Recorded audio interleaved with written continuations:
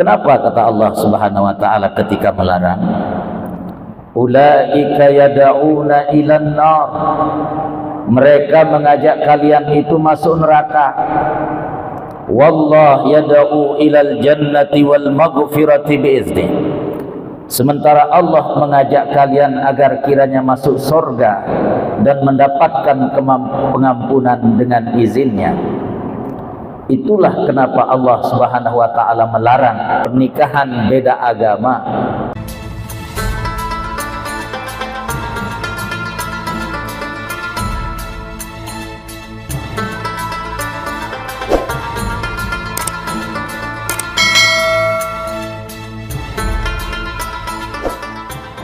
Assalamualaikum warahmatullahi wabarakatuh. Alhamdulillahi wa kafa. Wassalatu wassalamu ala asyrafil anbiya'i wal mursalin Sayyidina Muhammadin wa ala alihi wa ashabihi ajma'in. Amma ba'du. Puji syukur kita panjatkan kehadirat Allah Subhanahu wa taala.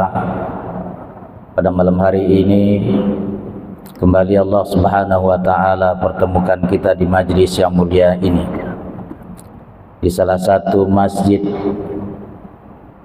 Allah Subhanahu wa taala di atas muka bumi, di Islamic Center Hubul Watan, masjid kebanggaan masyarakat Nusa Tenggara Barat yang sama-sama kita cintai.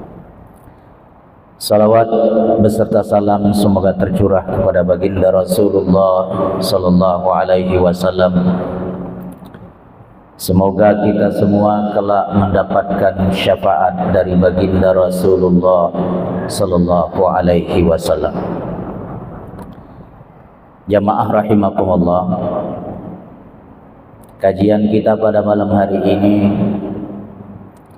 akan membahas tentang 4 tipe keluarga yang Allah Subhanahu wa taala sebut di dalam Al-Qur'an.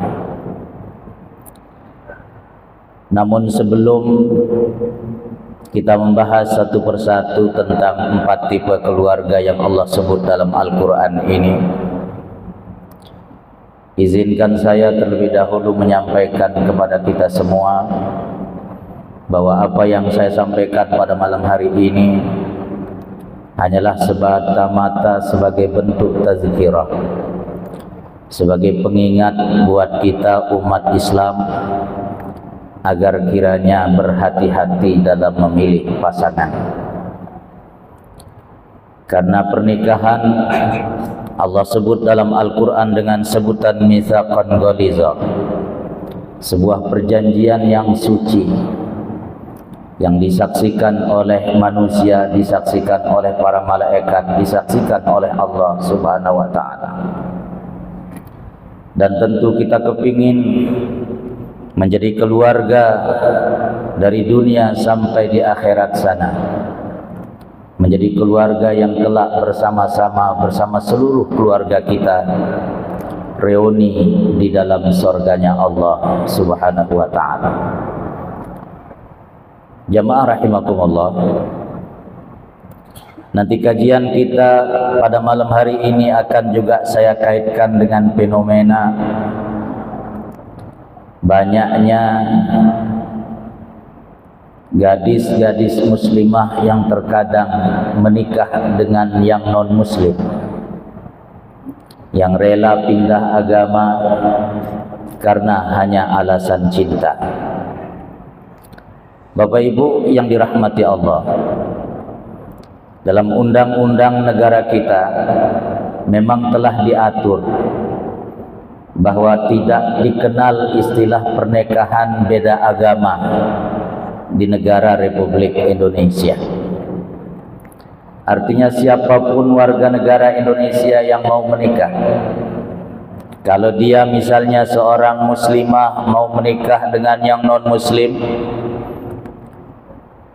si laki-laki yang non-muslim menyuruhnya untuk menikah secara agama yang non-muslim, maka secara undang-undang negara yang muslimah harus rela melepaskan agamanya dan pindah atau keluar dari Islam. Begitu juga sebaliknya, jikalau ada seorang laki-laki muslim menikah dengan seorang wanita non-muslim untuk diakui oleh negara sebagai sebuah pernikahan yang sah dan resmi secara undang-undang negara, maka wanita non-muslim itu harus masuk ke agama Islam terlebih dahulu, baru kemudian ia boleh dinikahkan dan baru diakui resmi secara undang-undang. Begitu juga berdasarkan undang-undang di negara kita, bahwa wanita yang sudah dianggap dewasa, yang sudah berusia 21 tahun ke atas, ia diberikan kebebasan untuk memilih agamanya, tidak boleh dipaksa oleh orang tuanya. Misalnya seorang muslimah yang begitu mencintai seorang laki-laki non-muslim, lalu memutuskan untuk menikah dengannya, maka orang tua tidak bisa memaksa anak itu untuk kembali ke agama yang semula kalau si perempuan ini sudah dianggap dewasa, berumur 21 tahun ke atas. Namun tentu inilah memang fenomena undang-undang di negara kita. Sebagai negara yang berlandaskan Pancasila, sebagai negara yang Bhinneka Tunggal Ika, sebagai negara yang majmuk, maka kita tidak mampu terhindar dari hal-hal yang demikian. Tentu tugasnya para tuan guru, tugasnya para kiai, tugasnya para ulama, dan tugas kita semua, termasuk tugasnya para orang tua, untuk mengingatkan anak-anak kita agar sebisa mungkin kalau bisa menikah jangan dengan yang beda agama. Jamaah rahimakumullah, Al-Quran di surat Al-Baqarah ayat 221 telah mengingatkan kita selaku orang Islam, wala tankihul musyrikati hatta yu'minna wala amatun mu'minatun khairum min musyrikatin walau a'jabatkum.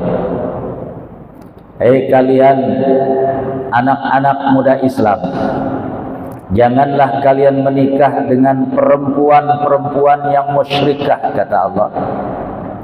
Wala amatun mu'minatun khairum min musyrikatin walau a'jabatkum. Budak hitam, jelek, tidak cantik rupawan, jauh lebih baik engkau nikahi dibandingkan dengan seorang perempuan musyrikah, walaupun ia cantik laksana bidadari, luar biasa menakjubkan dan mengagumkan. Kau nikahi wanita yang beriman, itu jauh lebih baik, kata Allah Subhanahu wa ta'ala. Di lanjutan ayat ini Allah juga mengatakan dan mengingatkan kepada para wali, wala tunkihul musyrikina hatta yu'minu.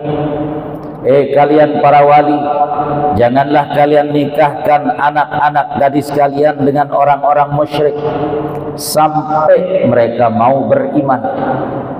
Wala abdun mu'minun khairum min musyrikin walau a'jabakum.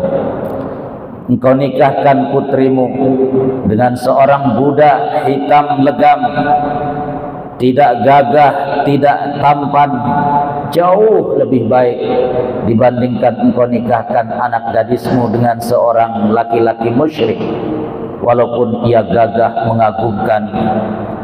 Tapi kau nikahkan anak gadismu dengan yang budak hitam legam asalkan dia beriman, jauh lebih baik, kata Allah Subhanahu wa ta'ala dalam ayat ini.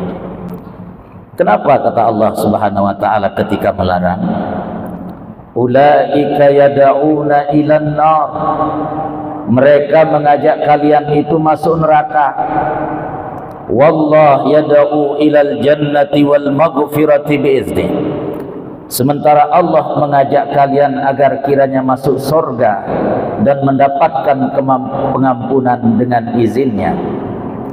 Itulah kenapa Allah Subhanahu wa taala melarang pernikahan beda agama, terutama sekali bagi laki-laki yang muslim, begitu juga bagi para wali, agar kiranya betul berhati-hati dalam memilih pasangan dalam hidup ini.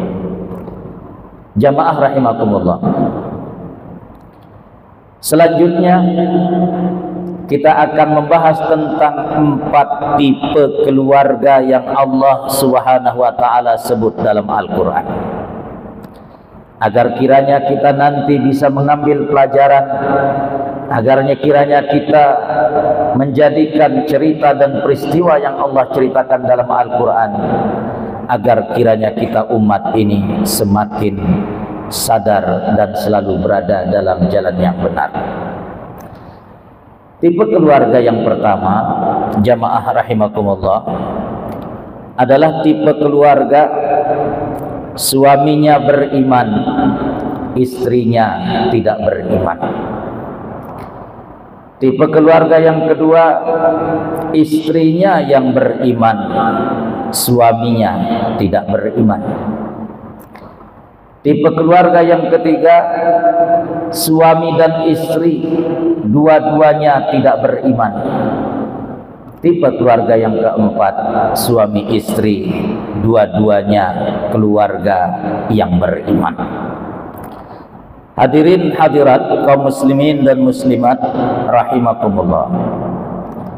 Tipe keluarga yang pertama, keluarga yang suaminya beriman, istrinya tidak beriman. Ini enggak main-main.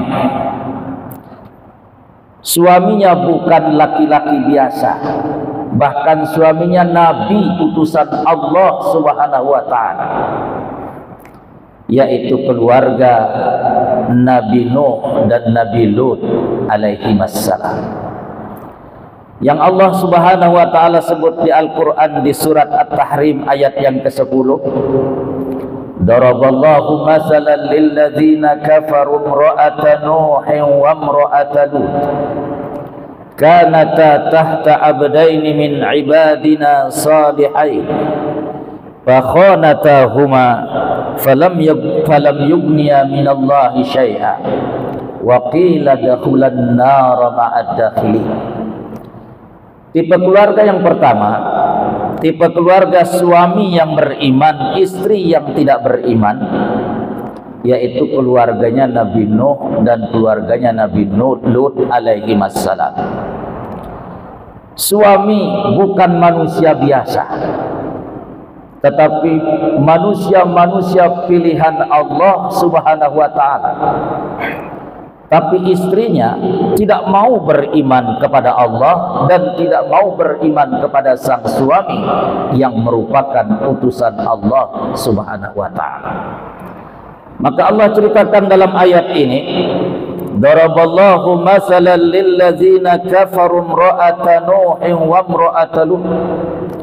Allah memberikan perumpamaan, Allah menjadikan percontohan bagi orang-orang yang kafir, bagi orang-orang yang tidak beriman, yaitu istrinya Nabi Nuh dan istrinya Nabi Lut. Istrinya Nabi Nuh dan istrinya Nabi Lut alaihissalam. Kata Allah apa? Kanata tahta abdaini min ibadina salihain. Padahal dua perempuan ini, kata Allah, berada dalam penguasaan dua hamba kami yang dua-duanya sangat soleh. Fakhanatahuma, tapi kedua istri Nabi ini berkhianat kepada suaminya, berkhianat kepada Nabi utusan Allah Subhanahu wa taala.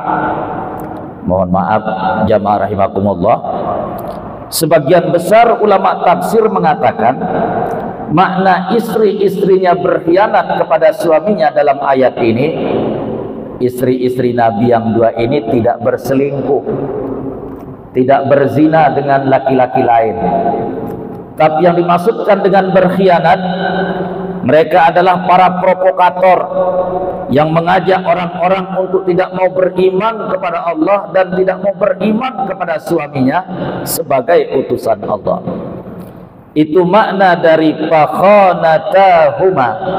Mereka berkhianat kepada suami-suaminya, yaitu kepada Nabi Nuh dan Nabi Lut.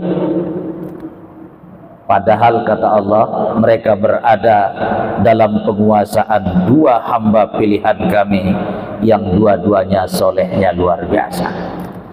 Maka Allah katakan apa? Wa qila dkhulan nara ma'ad dakhili. Maka kedua istri Nabi ini Allah katakan, silahkan kalian masuk neraka bersama orang-orang yang masuk neraka. Ini tipe keluarga yang pertama, jemaah. Suaminya beriman, istrinya tidak beriman.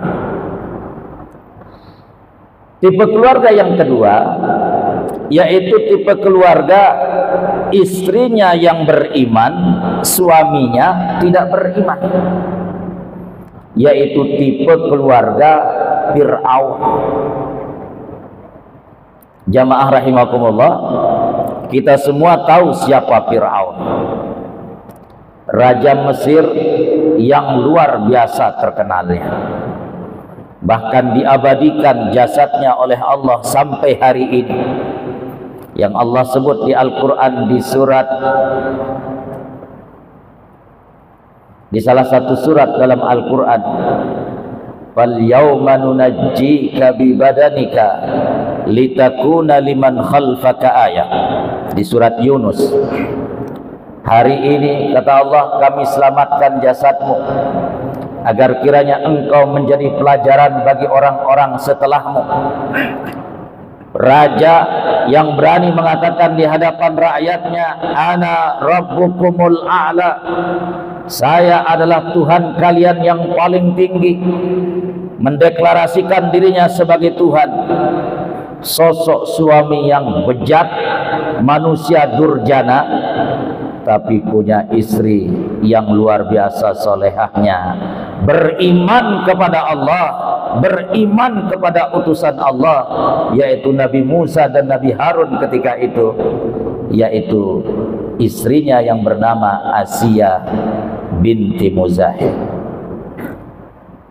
yang Allah sebut di Al-Quran di surat At-Tahrim ayat yang ke-11, jemaah. Lanjutan dari ayat tadi.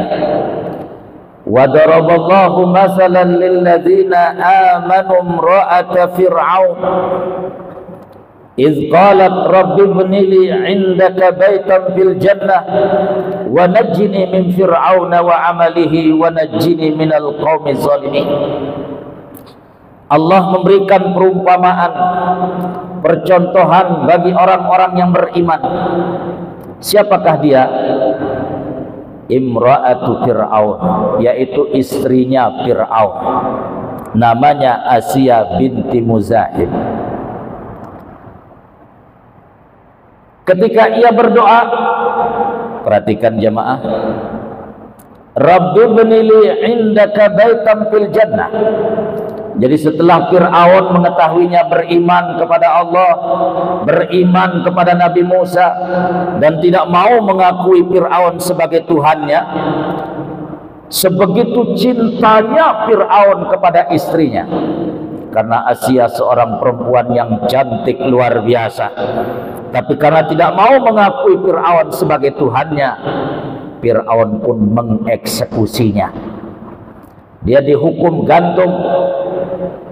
Dan begitu detik-detik beliau hendak menghembuskan napasnya yang terakhir, dia baca doa tadi, Rabbi ibni li 'indaka baitan fil jannah. Tuhan, tolong engkau bangunkan aku sebuah istana di dalam surga. Itu doanya. Dan doa Asiyah ini langsung dikabulkan oleh Allah Subhanahu wa ta'ala. Sebelum ia menghembuskan napasnya yang terakhir di tiang gantungan, di tiang eksekusi, Allah perlihatkan istana megah yang telah dibangunkan di dalam surga. Dan begitu beliau melihat istana sudah dibangunkan untuknya di surga, beliau tersenyum dan tertawa. Begitu Fir'aun melihat Asia tersenyum dan tertawa, dia semakin girang luar biasa. Lihat perempuan ini sudah gila, makanya ia tersenyum dan tertawa sendiri. Padahal ketika itu Asia tersenyum dan tertawa karena doanya langsung dikabulkan oleh Allah. Sesaat sebelum ia meregang nyawa, istana itu sudah Allah perlihatkan di hadapannya. Jamaah rahimakumullah, istrinya masuk surga, suaminya tidak beriman bahkan mengaku diri sebagai Tuhan, gak ada tempatnya di surga. Ini tipe keluarga yang kedua, istrinya beriman, suaminya tidak beriman. Tipe keluarga yang ketiga, jamaah rahimakumullah, adalah tipe keluarga dua-duanya tidak beriman. Suaminya tidak beriman, istrinya juga tidak beriman. Ini adalah tipe keluarganya Abu Lahab bersama istrinya, yang Allah sebut di surat Al-Lahab atau surat Al-Masad. Tabbat yada abi lahabin wa tab, ma aghna anhu maluhu wa ma kasab, sayasla naran dzata lahab, wa imra'atuhu hammalatal hatab, fi jidha hablum min masad.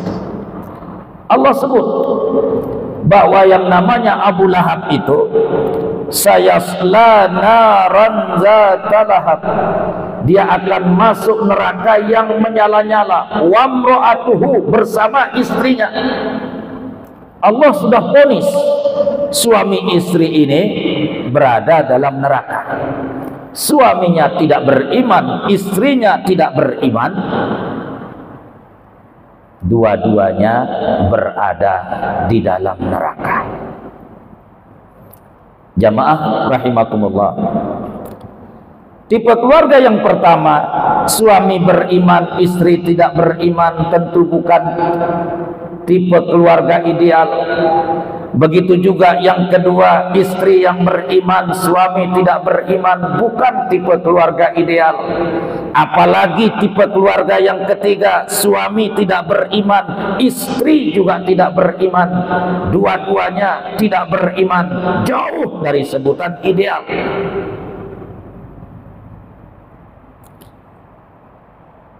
Sementara keluarga yang keempat, jamaah rahimakumullah, itu adalah tipe keluarganya Nabi Ibrahim alaihissalam dan Nabi besar Muhammad sallallahu alaihi wasallam. Perhatikan jamaah, tentu bersama Nabi yang lain, tapi dua ini kenapa kita sebut? Pertama, Nabi Ibrahim alaihissalam disebut sebagai Abul Anbiya, bapaknya para nabi. Dari istrinya Hajar punya anak namanya Ismail. Dari istrinya Sarah punya anak namanya Ishak. Ismail, Ishak punya anak nanti namanya Yakub. Yakub punya anak namanya Yusuf. Terus sampai Nabi Isa alaihissalam, itu keturunan nabi-nabi Bani Israel, jemaah. Maka pantas Nabi Ibrahim disebut sebagai Abul Anbiya, bapaknya para nabi dan rasul, karena keturunannya adalah para nabi dan rasul. Dari putranya Nabi Ismail alaihissalam yang ibundanya bernama Hajar.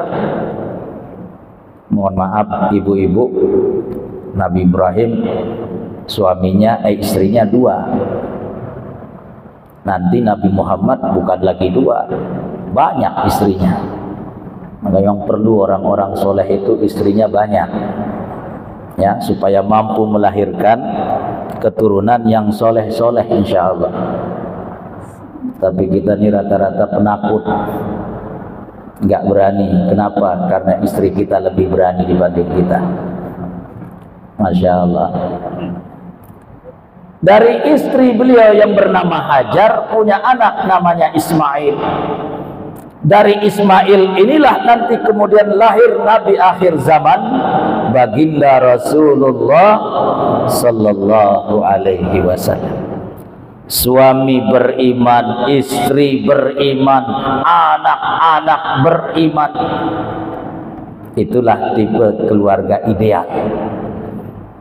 Begitu juga dengan baginda Rasulullah sallallahu alaihi wasallam yang Allah sebut dalam Al-Qur'an di surat Al-Ahzab, jamaah rahimakumullah, di mana istri-istri Nabi Allah sebut dengan sebutan ummahatul mukminin.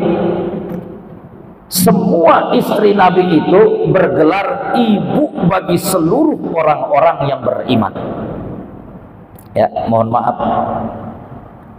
Di surat Al-Ahzab Allah ceritakan, "Famra'atan mu'minatan in wahabat nafsaha lin-nabi."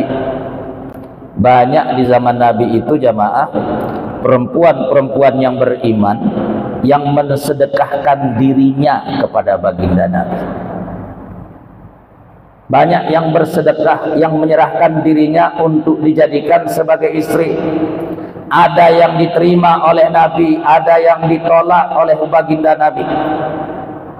Karena istri Nabi itu adalah wanita-wanita pilihan. Maka mereka diberi gelar dengan sebutan ummahatul mukminin. Perhatikan jamaah. Ada satu istri Nabi namanya Sofia binti Uhai namanya. Sofia binti Uhai ini Bapak Ibu seorang wanita Yahudi. Beliau sudah menikah 2 kali.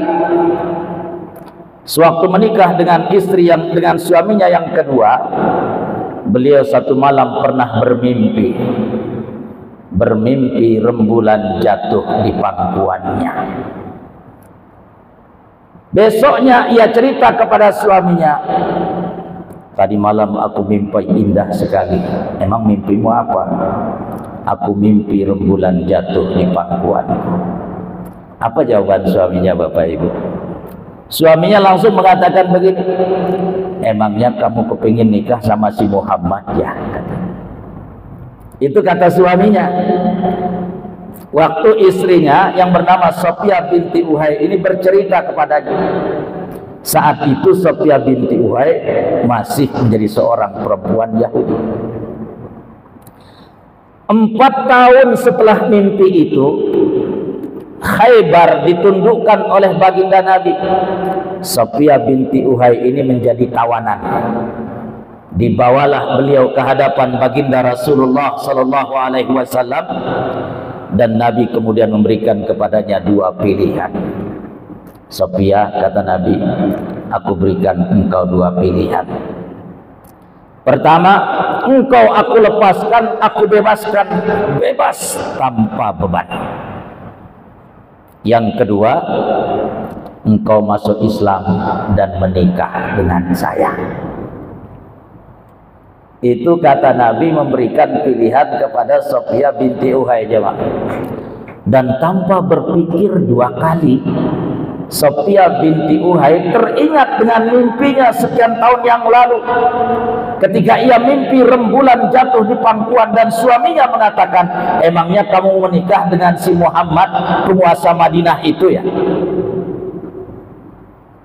Maka dia kemudian langsung memutuskan, "Asyhadu an la ilaha illallah wa asyhadu anna Muhammadar Rasulullah." Ia masuk Islam dan menikah dengan baginda Rasulullah sallallahu alaihi wasallam. Ya, makanya ibu-ibu yang ada di belakang, kalau satu malam nanti mimpi rembulan jatuh di pangkuan, itu kayaknya maknanya ada tuan guru yang akan datang melamar ya. Masya Allah.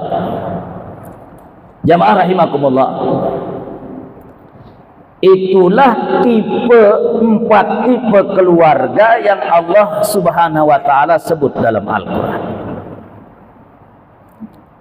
Kira-kira kita ini berada dalam tipe keluarga yang mana?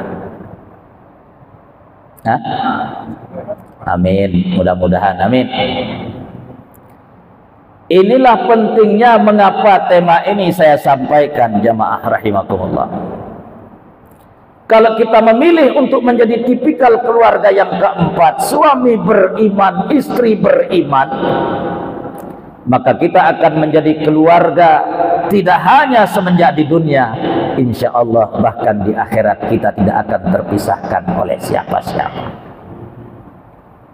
Saya selalu membaca satu ayat di surat Ar-Ra'du, ayat yang ke-23, jamaah rahimakumullah, di mana Allah Subhanahu wa taala mengatakan, jannatu adni yadkhulunaha wa man salaha min abaihim wa azwajihim wa dzurriyyatihim wal malaikatu yadkhuluna alaihim min kulli bab salamun alaikum bima sabartum fa ni'ma uqbaddar.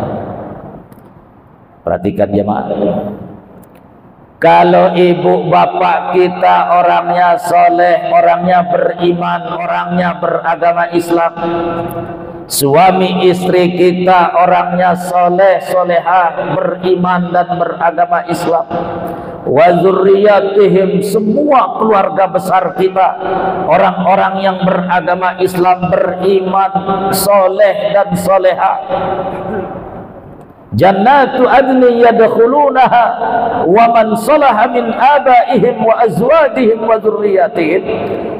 Insyaallah kita semua akan dipertemukan oleh Allah di depan pintu surga. Syaratnya itu betul-betul dua-duanya beriman. Mohon maaf jamaah rahimakumullah, Allah memang membolehkan seorang laki-laki muslim menikah dengan wanita ahlul kitab. Di surat Al-Maidah ayat yang kelima Allah sebut, wal muhsanatu minal ladzina utul kitaba min qablikum, perempuan-perempuan yang baik dari kalangan ahlul kitab, yaitu orang-orang dari kalangan Yahudi dan Nasrani, boleh dinikahi oleh laki-laki yang beriman. Sebatas boleh, sah pernikahannya, tidak dianggap zina dalam agama. Tetapi kalau si istri tetap dengan agamanya, mati dalam keadaan tidak beriman dan tidak masuk Islam, di akhirat terpisah suami istri ini dengan pasangannya. Dia hanya akan menjadi keluarga di dunia saja, tapi kalau di akhirat tidak ada tempat bagi si istri di dalam surganya Allah Subhanahu wa taala. Oleh karena itu jamaah rahimakumullah, Rasulullah SAW telah mengingatkan kita dalam satu hadisnya yang sangat terkenal, tunkahu al-mar'atu li arba, limaliha wa li jamaliha wa li hasabiha wa li diniha fazfar bidzatid din taribat yadak. Bahwa perempuan itu dinikahi karena empat. Begitu juga laki-laki ketika perempuan memilih, harus memilihnya juga karena empat. Pertama karena hartanya, kedua karena kecantikannya, ketiga karena keturunannya, keempat karena agamanya. Dan Nabi mengatakan, fazfar bidzatid din, pilihlah yang beragama. Beragama itu bukan hanya dari sisi soleh dan solehanya, tetapi sama-sama satu agama jamaah. Mohon maaf, fazfar bidzatid din itu maknanya sama-sama satu agama. Bukan hanya orangnya soleh, soleha, bukan saja dari sisi akhlak budi pekertinya baik, tetapi sama-sama satu agama. Taribat yadak, maka akan selamatlah engkau dari dunia sampai akhirat. Jamaah rahimakumullah, itulah kajian kita pada malam hari ini, mengingat waktu Isya telah tiba. Mudah-mudahan sebagai pengingat buat kita semua, agar kita betul-betul memperhatikan pasangan yang hendak kita pilih dalam kehidupan kita, baik dari dunia, insya Allah mudah-mudahan sampai di akhirat sana.